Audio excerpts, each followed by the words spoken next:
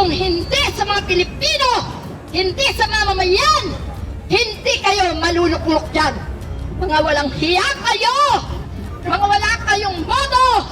Bukod sa mga naging na kayo, maging mga naging mangmang, kayo ay inaalisan na namin ng karapatan na manungkulan dahil wala kayong maipamambanang maganda sa ating mga kabataan. Karuwagan at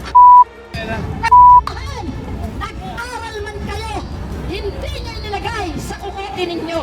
At inilagay nyo sa talampakan ninyo ang tigas ng inyong mga atay balunan, ang kakapal ng mga mukha nyo. Pera-pera lang!